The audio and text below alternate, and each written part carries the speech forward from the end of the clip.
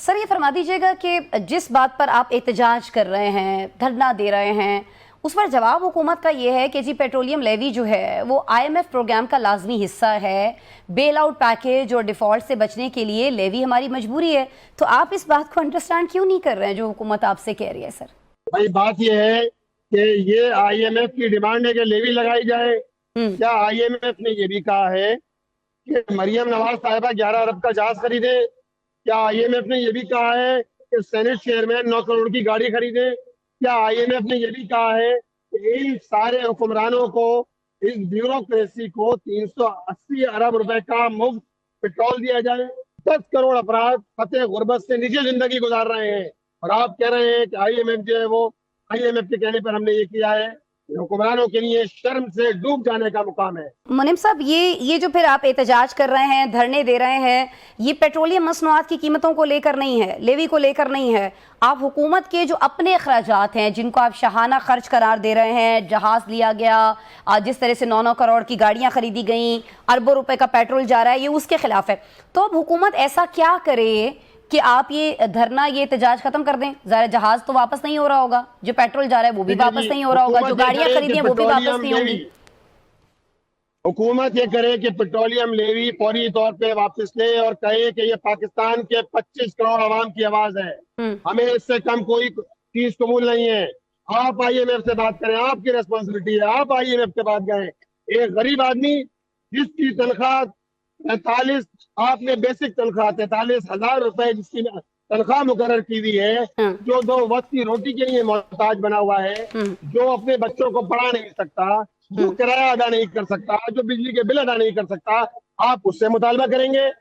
یہ حکمرانوں کے لیے ڈوب بننے کا مقام ہے.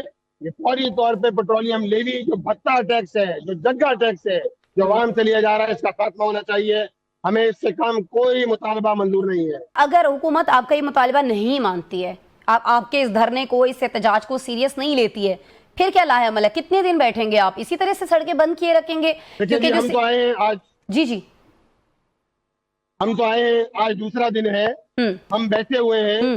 یہ پہلے یہ لوگ یہی کہا کرتے تھے کہ آئی پی پی سے بات نہیں ہو سکتی، آئی پی پی سے بات کریں گے تو یہ انٹرنیشنل کورٹ میں لے جائیں گے. ہم نے وہاں بھی یہ بات ثابت کر دی کہ آئی پی پی سے بھی بات ہو سکتی ہے. ہم نے یہ بات ثابت کر دی کہ ری نیگوشیٹ ہو سکتا ہے. 17 آئی پی پی سے آپ معاہدے ختم کرے ہیں. آپ تو پہلے کہتے تھے آئی پی پی سے بات نہیں ہو سکتی، 10 دن تک آپ یہ بات کرتے رہے، 11ویں دن پتا چلا کہ اچھا ہاں آئی پی پی سے بات بھی ہو سکتی ہے. تو یہ سارا ڈھکوسلا جو ان حکمرانوں نے مچایا ہوا ہے، اس کا خاتمہ ہونا چاہیے، لیوی ٹیکس واپس آنا چاہیے. یہ کیا وجہ ہے کہ حکومت جس نے یہ کرنا ہے، جس کے بارے میں آپ ابھی بات کر رہے ہیں، وہاں پر تو آپ ان کے سامنے تو موجود نہیں ہیں. حکومت ادھر وفاق میں ہے نا. تو سندھ حکومت کی ترجمان سعدیہ جاوید صاحبہ پھر جو کہہ رہی ہیں وہ صحیح کہہ رہی ہیں کہ وفاق کا معاملہ ہے. سڑکیں آپ نے کراچی کی بند کی ہوئی ہیں، یہاں کے لوگوں کو آپ تکلیف دے رہے ہیں. تو آپ نے وفاق میں، اسلام آباد میں کہیں کیوں نہیں دھرنا دیا ہوا جماعت اسلامی نے؟ دیکھیں جی، ہم نے دھرنا دیا ہے نا، ہم نے گورنر ہاؤس پہ دیا ہے، کے پی کے پہ دیا ہے. ہم صبح سندھ کے گورنر ہاؤس کے باہر موجود ہیں، ہم بلوچستان کے گورنر ہاؤس کے باہر موجود ہیں، ہم تخت لاہور کے باہر موجود ہیں. کہ جنہوں نے، جو تخت لاہور ہی پاکستان کے وفاق کا جو ہے وہ وفاق کا تعین کرتا ہے، یہ سارے لوگ یہ بتائیں نا، ذرا سعدیہ جاوید صاحبہ بتائیں کہ جو مزے ان لوگوں کے لگے ہوئے ہیں، جس طرح یہ آپس میں مل بانٹ کر کھا رہے ہیں، نوچ رہے ہیں انسانوں کو، یہ سب مل بانٹ کر یہ ڈھکوسلے کی آپس میں فرینڈلی فائرنگ کرتے ہیں، سارے مزے لے رہے ہیں. صدر ان کا، سینٹ چیئرمین ان کا، 2 گورنر ان کے، 2 وزراء اعلیٰ ان کے، کراچی شہر کو تباہ کر دیا. اور بات سڑک کی کرتے ہیں، آپ نے لوگوں کے لیے زندگی تنگ کر دی ہے. ذرا جواب دینا ریڈ لائن کا، ذرا بات کریں نا گرین لائن کی، جو پوری شاہراہیں بند کر دی ہیں شہر کے لوگوں کے لیے. 5 سال ہو گئے، نہیں پتا کب یہ منصوبے مکمل ہوں گے. لہذا یہ ڈھکوسلے بازی بند کی جائے. چاہے مرتضی وہاب صاحب ہو، سعید غنی صاحب ہو، کل تک یہ حضرات کہہ رہے تھے کہ دھرنا نہیں ہوگا، جماعت اسلامی نہیں کر سکتی، فلاں نہیں کر سکتی، یہی سارے لوگ کہہ رہے تھے. پنجاب سے بھی ترجمان بات کر رہے تھے. کسی کو بخاری صاحبہ جن کو بخار چڑھ چکا ہے اس وقت جو ہے وہ، اس ساری کیفیت کے اندر جماعت اسلامی میدان عمل کے اندر موجود ہے. آپ کے ناقدین کا وہ تو یہ بھی کہتے ہیں کہ جماعت اسلامی جو ہے ہمیشہ اصل مسئلوں سے توجہ ہٹانے کے لیے استعمال ہوتی ہے. جی بات یہ دراصل ان سے یہ پوچھ لیجئے، آپ ایم کیو ایم سے پوچھ لیجئے پیپلز پارٹی سے پوچھ لیجئے کہ آپ نے عوام کے کس مسئلے پر بات کی ہے. ان کی ساری دوڑیں لگی ہوئی ہیں, اور کس چیز پر دوڑیں لگی ہوئی ہیں؟ اقتدار حاصل کرنے کے لیے, فارم 47 حاصل کرنے کے لیے. ان کی ساری دوڑیں اس پہ لگی ہوئی ہیں, اسی طرح چوری اور ڈاکہ ڈال کے اقتدار پہ قبضہ کر لیا جائے. یہ سارے الزامات, ساری چیزیں, سارے مطالبات ہم نے آپ کی سن لیے. آپ کہہ رہے ہیں کہ آپ نے گورنر ہاؤس جتنے بھی ہیں ان کے سامنے سب جگہ پر دھرنا دیا ہوا ہے. بہت سارے لوگ کہہ رہے ہیں کہ منصورہ سے اسلام آباد کے لیے بھی کوئی کال متوقع ہے. واقع ایسا ہے مونم صاحب؟ لیکن ہمارے پاس سارے آپشن موجود ہیں. اچھا, ہمارے پاس ہڑتال کے آپشن بھی موجود ہیں کہ عوام کو لے کر بند کیا جائے, ہڑتال کی جائے. ہمارے پاس ابھی تو ہم بیٹھے ہیں, گورنر ہاؤس میں بیٹھے ہیں.